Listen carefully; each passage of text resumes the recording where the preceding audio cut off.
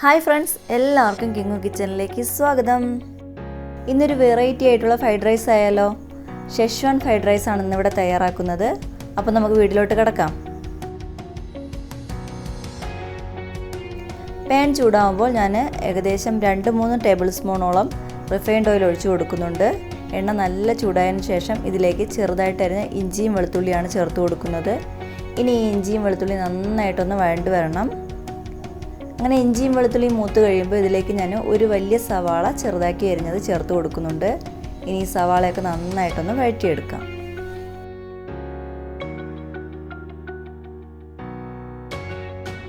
ഇപ്പോൾ സവാളയൊക്കെ നന്നായിട്ട് വഴണ്ട് വന്നിട്ടുണ്ട്. ഇതിലേക്ക് ഞാൻ കുറച്ച് മട്ടറാണ് ചേർത്ത് കൊടുക്കുന്നത്. അതായത് നമ്മുടെ ഫ്രഷ് ഗ്രീൻ പീസാണ് ചേർത്ത് കൊടുക്കുന്നത്.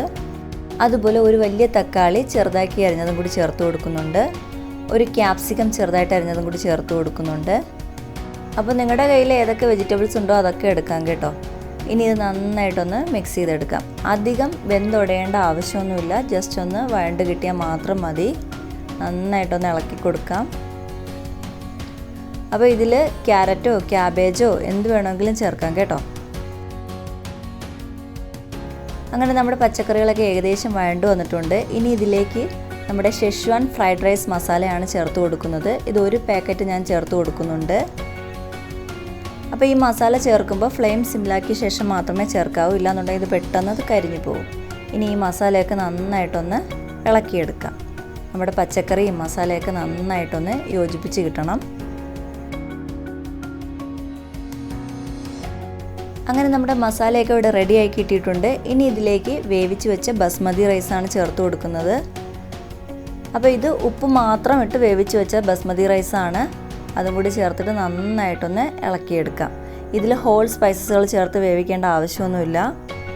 അതുപോലെ ഇനി ഇതിലേക്ക് മുളക് പൊടിയോ മല്ലിപ്പൊടിയോ ഉപ്പോ എരിവോ ഒന്നും തന്നെ ആവശ്യമില്ല. എല്ലാം ഈ മസാലക്കകത്ത് തന്നെ ഉണ്ട്. ഇനി ഇത് നന്നായിട്ടൊന്ന് ഇളക്കിയെടുക്കുന്ന ജോലിയേ ഉള്ളൂ. അപ്പോൾ നമ്മുടെ റൈസൊക്കെ നന്നായിട്ട് മിക്സ് ചെയ്തെടുത്തിട്ടുണ്ട്. അപ്പോൾ ഞാനിതിലേക്ക് കുറച്ച് മല്ലിയിലയും കൂടി ചേർത്ത് കൊടുക്കുന്നുണ്ട്. മല്ലിയിലയും കൂടി ചേർത്തിട്ട് നമുക്കിതൊന്ന് അടച്ചു വയ്ക്കാം. അടച്ചു വെച്ച് 2-3 മിനിറ്റ് ഒന്ന് ആവി കയറ്റിയെടുക്കാം. അപ്പോൾ 2-3 മിനിറ്റ് ആയിട്ടുണ്ട്. നമുക്കൊന്ന് തുറന്ന് നോക്കാം. ഇനി ഇതിലേക്ക് ഞാൻ 1/2 സ്പൂണോളം നെയ്യ് ചേർത്ത് കൊടുക്കുന്നുണ്ട്. ഇത് ഓപ്ഷനിലാണ്, വേണമെങ്കിൽ മാത്രം ചേർത്ത് കൊടുത്താൽ മതി. നെയ്യും കൂടി ചേർത്ത് കൊടുത്തിട്ട് നന്നായിട്ടൊന്ന് ഇളക്കിയെടുക്കാം. മല്ലിയിലയും നെയ്യും ഒക്കെ നന്നായിട്ടൊന്ന് ഇളക്കി യോജിപ്പിച്ചെടുക്കാം.